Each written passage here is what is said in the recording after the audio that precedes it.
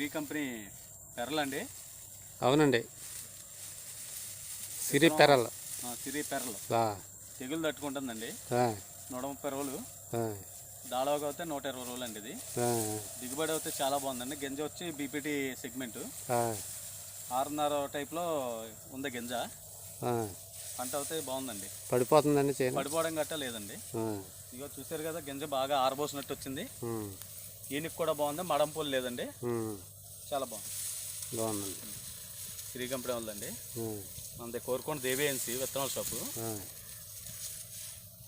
మన dealer distributor ఉంది దీనికి. పేరండి దేవిఎన్సి అండి.